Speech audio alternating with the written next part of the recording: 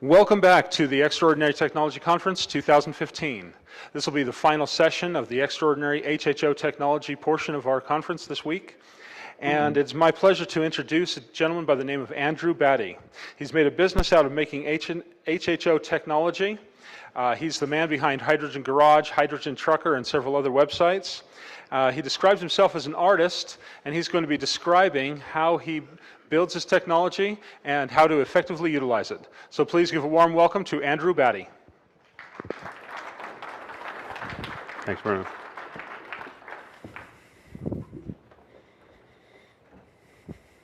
Oh, well, hello, everybody's doing today, and my name is Andrew. I'll tell you the history of my research on HHO. I started this business in fourth month of 2007 full-time, and making hydrogen cells to save on fuel, and these are some of the products we offer. And I work with my friend Jerome. He's here in a wheelchair somewhere wheeling around, and he makes the cells in San Luis Obispo, and we were licensed to sell Bob Boyce designs that he came up with, and I have links to Patrick Kelly's free energy site. I highly recommend that. And I also have HydrogenTrucker.com, and this is a web page. It's HydrogenGarage.com, this page, and I made WaterPowerCar.com. I kind of rant and rave on this site. What got me in 2001, my friend Sal sent me a video of San Myers running a dune buggy on water, and I'm just going, why fight for oil in the sand? We can run the car on water. So I got like a bell rang off my head, and it's still ringing. And then when I heard about Stan passing away, it just kind of, I just wanted to keep his torch lit going. And I also got HydrogenTrucker.com. These are trucker units, for 12-liter, 15-liter engines. We have all different size cells per size engine you need. Like I have V8 engines, 4 cylinders, 12-liter, 15-liter generators, gensets, farm pumps, you name it. With a diesel engine, you get good gains with the older engine. Older Cat and Cummins work best, but so we have different sizes for every cell application. You also use them for torches. You can use it for torch for cooking. You can have a torch for welding, so when I first started putting a website up, I'm a graphic designer. I've been, for 26 years, I did a graphic design business where we screen and printed t-shirts. It was called Dolphin Shirt Company, and it started in my garage, and we started in 1981. And then the t-shirt market kind of started going downhill after 2001. So I made a booster. I go to the mining class, the mining claim we like to go up to, and I live on the central coast of California. And so we drive 400 miles up to Plumas County, and 400 miles back. My four-wheel drive truck, the gas was like 10, 13 miles a gallon. So I made my own booster, had a clear education cell, and let's see, I have a. Okay, this is my first one I made. I made so many different ones in my truck. Here's my truck. I got a curved filter housing. This is one of my crude rudimentary ones in the beginning.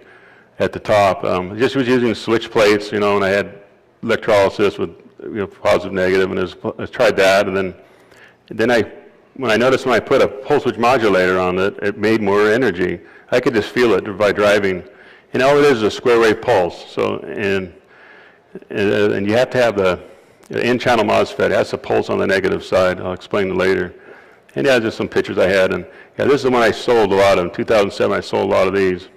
I started in 2002, I put it on, and I was driving, and then around 2007, I started to sell them online, and I was trying everything. Here I got perforated plates, and I tried everything. I tried every combination of plates, and it's pretty funny.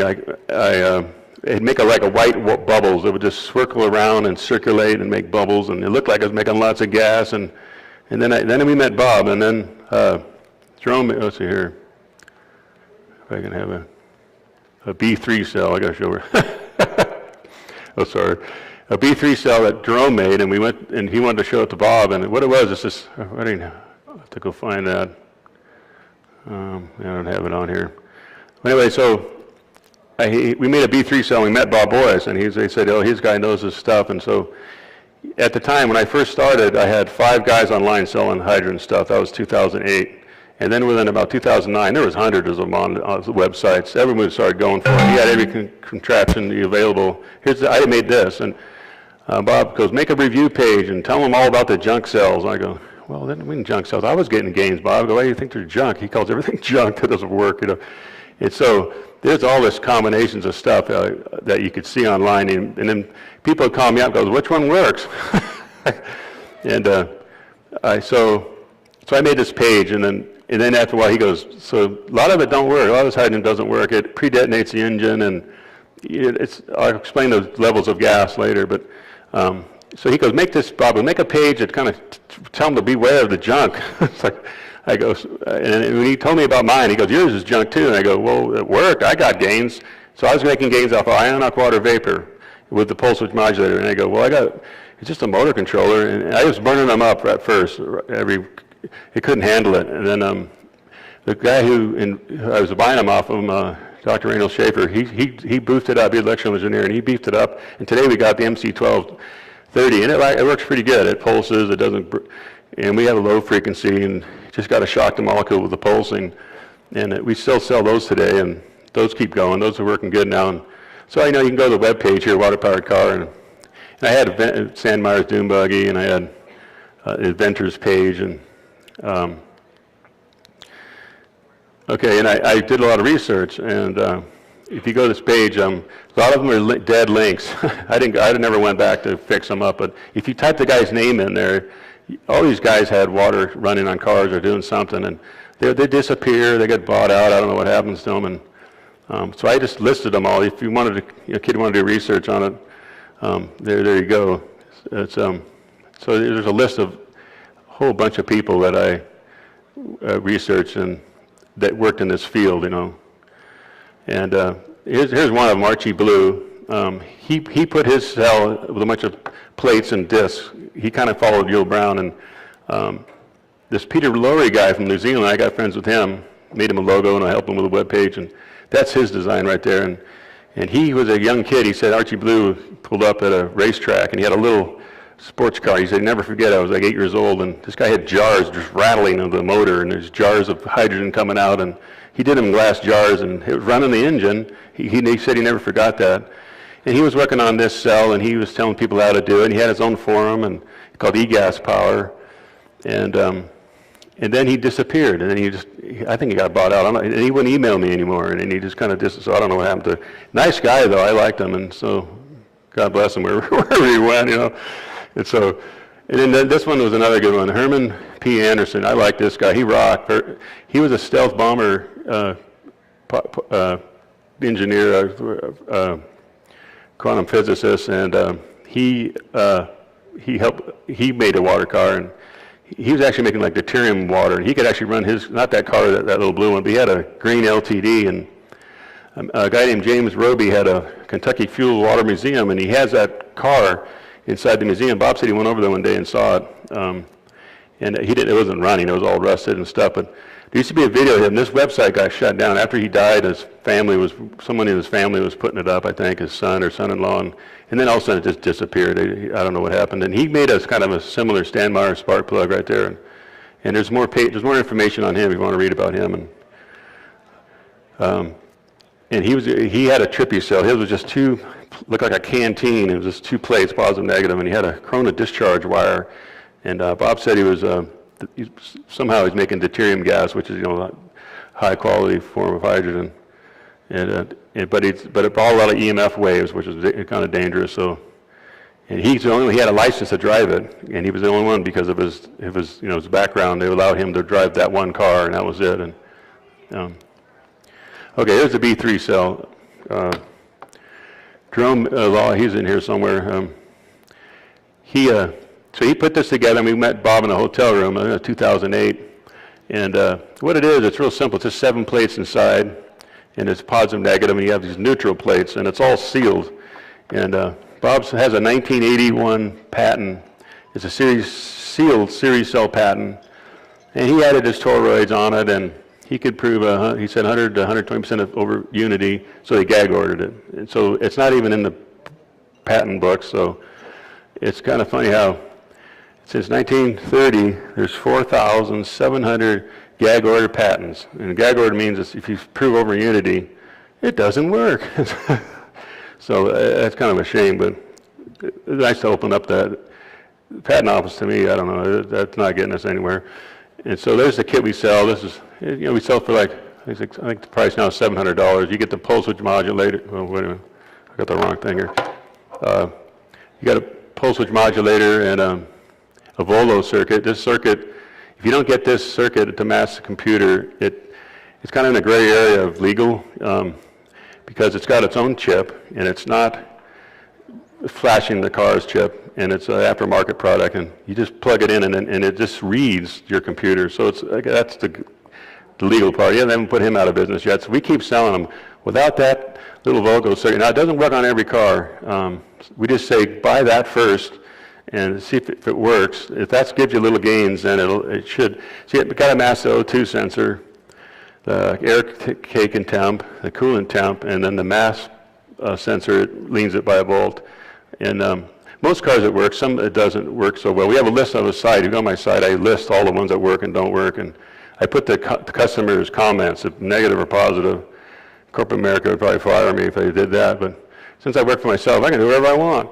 And so, and then, so that's this kit we have. And if you anybody know who Bob Boyce is, he's just a guy that he's been working in the field for 30 years, making hydrogen and stuff. And like Maury King over here, he's met all these people, and he goes, God, that Bob's up here. He's like number one of the people of information. And here I felt that, here I'm a graphic artist, what am I doing hydrogen? And then I just followed the carrot that was dangling in front of me, and the bell ringing off. So then I met him in a hotel room, and then we became good friends. And I think, I'm just following the rabbit path. And here's a Volo, okay. This is a circuit. These guys in Arkansas make these, and one guy, Dan, he's mapped 20,000 cars, and what he does, he gets the information from the RAM side of the memory, of the car memory. If if there's a ROM and the RAM. The RAM is the language that no one knows. It's a really an old school script that no one knows. Like, I have a good mechanic friend. He tunes cars for a living, and my friend, he was in the next town over, and he goes, he can't do that. He's pulling your leg, dude. And I go, so I went to Vegas. I met him at a SEMA show in 2008. And we walked around the show, and I asked him, well, my friend says you can't do this. He goes, well, I'm reading it from the RAM side. So he's taking that information. That's how he's doing it on the fly. He hits thresholds, like when the oxygen sensor will sense. Basically, the oxygen sensor is a misnomer. It should be called the fume sensor, because if you put an oily rag, there's a video that's taken down. Some mechanic showed he had a air-fuel ratio gauge, and he was showing you, look, I put the oily rag on the oxygen sensor, and it makes the gauge go up. I take it off, and it goes down. Here I want to spray oxygen on it. He puts oxygen, doesn't do anything. So it's a fume sensor. It goes by fumes. So when you complete the burn in the cylinder with adding a little bit of HHO, that will go, something's wrong. Give it gas, so it richens the fuel. And then one customer said, I'm a troubleshooter. I answer the phone. So for the last 7 years, selling these things, and you get all these guys calling you up. And I try to help people, so I'm long-winded too. So I'll spend a half hour on the phone with people. I'm not into like, okay, I got to make money. Sometimes I'm busy, and sometimes I just talk to people. And I've heard so many different people and customers and buying other kits, and how come it don't work? And this Volo thing doesn't work. So I just tell them, if you get your money back, because you can always program it and sell it to the next person. So it's if you guys selling HHO doesn't have one of these or something similar to it, you won't see any gains on a car. And okay, here's Bob's box. This is his 100 cell box. He's got 100 plates in there. He runs 200 volts into this, or 180 volts.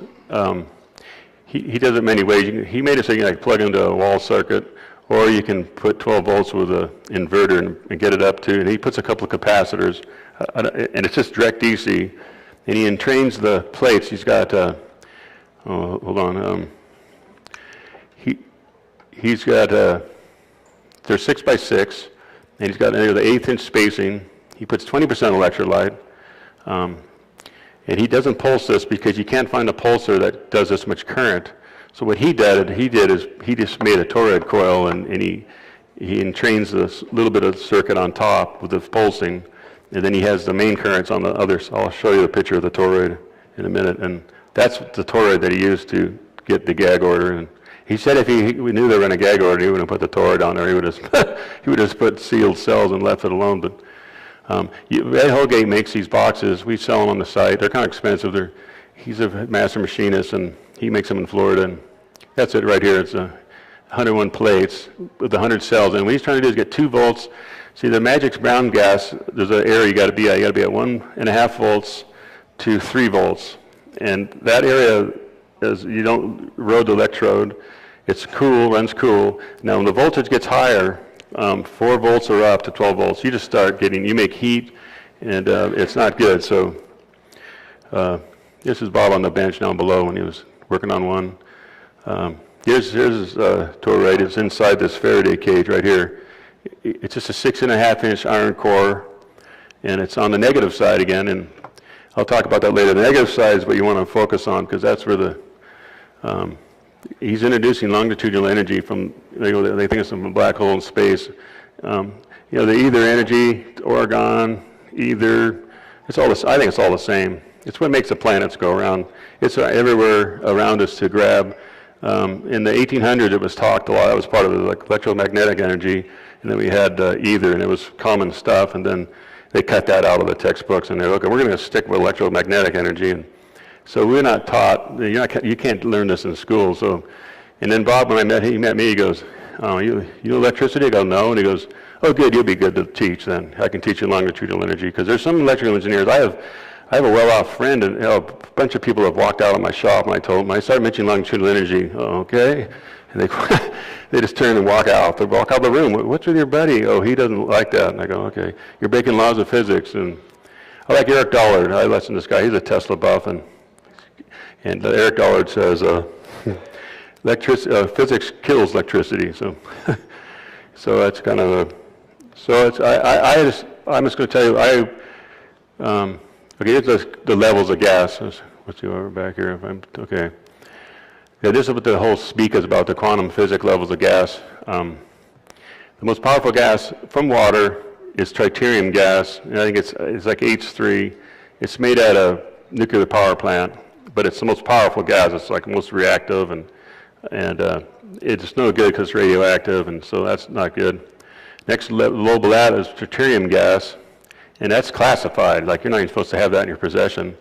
But how do you know you're making it or not unless you don't tell anybody? And then monatomics, it's just these different, when people put a HHO together, most people, oh, sorry, I got the wrong one again. Most people put, there's parahydrogen, orthohydrogen, spin states. They're just different spin states. Now, the most common gas of HHO, you put 2 electrodes in the water and it bubbles. The gas coming off you have 2 hydrogens and 1 oxygen. The common most form of gas is parahydrogen. It's just people that just make parahydrogen, you can compress it up to 80 pounds and not have the cell blow up or your bubbler blow up. If you compress Bob's gas up here, any of these levels up here, it'll blow up a bubbler at 10 to 15 pounds. It self-sparks back to para, and it blows up stuff. And we had a friend who made a water torch, Pete, and his blew up. He used to do jewelry with glass. He made like glass pendants he was into putting intricate pieces of colored glass, and he loved the hydrogen gas because it gets up to the temperature it needs to. And he could work it right in the flame and keep it there and do better work, he said, and he wouldn't have to pull it out of the flame and put it back in with the standard regular flame. And he liked it. And then one day he noticed the hose was on the chair and made a sissing noise, and he looked at his pressure gauge he had on there, and he goes, "Oh man, 10 pounds. And he just stood up, he said, it was in the wintertime with his jacket, and he just turned, and the whole cell blew up, plexiglass like that thick, and it hit his jacket. And if he was sitting there, and it sprayed electrolyte all over his shed, and what a mess. He never did put it back together. It was like it was too far gone, and so he gave up. He went back to his gas. And so it's very reactive, and I'll show you how to do that, make that higher, like what Maureen King was talking about, smaller bubbles of gas.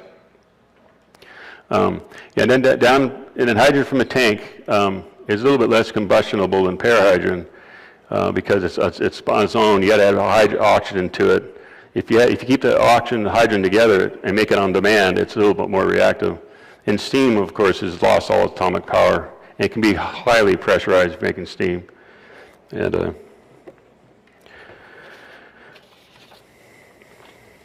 I don't do this for a living, so I hope you don't mind my stalling here. Okay, this is okay. Well, this is like one of our torch kits. We make torches, and with a torch, you don't need a PWM to pulse it because the higher quality gas, it just makes parahydrons all you need because the metal discharges as gas.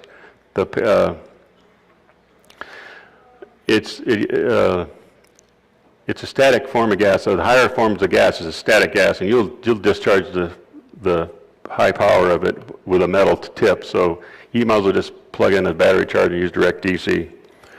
And let's see what I got here. So I put this together yesterday. Those are our torch chips. We have a burner, and to get that burner to run with that one up there on the top, you need like around 50 amps, around 14 volts. So about 500 or 600 watts of energy. You can get a burner. You can get it to burn like that. And our cells are really efficient. I'll show you about the 12-volt leakage. Why they're pretty efficient. That's our torch setup. We have a bubbler. We have 5 safety spark back arresters on it.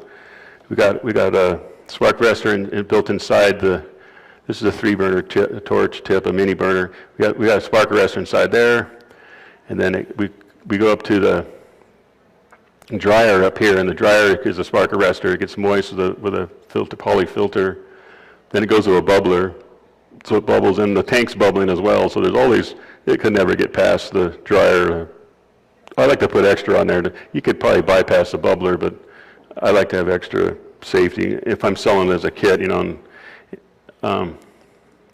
there's our PWMs we sell. That's the pulsar. But today we got a rugged one, and here's the MC12 I talked about earlier. We used to burn up. Now we have it so it doesn't burn up. The same guy designs it, and we had these RF chokes. These are interesting characters. They're mini radiant energy devices. Now, my regular engineers have chokes on electronics, and they just they bring the amps, they amplify or they bring it down. These things capture the radiant energy, and I'll explain that later. Why you want to enhance the negative side, the negative energy, which comes from space somewhere. They don't even, we don't even know where it comes from, but it's all around us. Tesla, if you check his radiant energy patents, he's got like 3 of them, and he kind of explains. And we have a toroid kit. This is the toroid that Bob used, a 6.5-inch one. Like a friend goes, "What's in the middle?" That's the wax. It comes with, you just rub wax on the surface to make the wire. You got to wrap wire all the way around, and it's got to be silver-coated copper. You can't use anything else. It's got to be the right size, and he's got to have a right metal mix. The negative one takes a metal mix. You have to get the right one, and then the positive one is another metal mix, and the positive choke stops the pulsing in your system. So you're sending pulsing to the cell, and it's pulsing back and forth really fast, and it enhances the spike, so you get a really nice spike going on. And so you're slamming the molecule to get this higher spin state.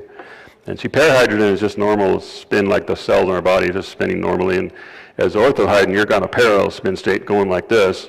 And then also the proton, it separates the protons on the H. So then there's another, when you do monatomic, it even does even more. So I don't understand, we can't see these cells spinning around. Coming from a graphic art term, I can't see it. So, but if you do the experiment and blow up balloons and bags, that's how we do it. A poor man's way to check the gas quality is to blow up bags, blow up balloons. Like make a one with parahydrogen and blow up the balloon, and then blow up a ortho. And I'll explain. The ortho goes off. We've had it where you can just feel a wave. It moves the wave in the air around you, and you go, whoa. And then one time we did that, and Bob goes, "That's the gas I'm talking about. Make that kind. Focus on that." So it's this is my tube. So I was gonna. So I'll go back to.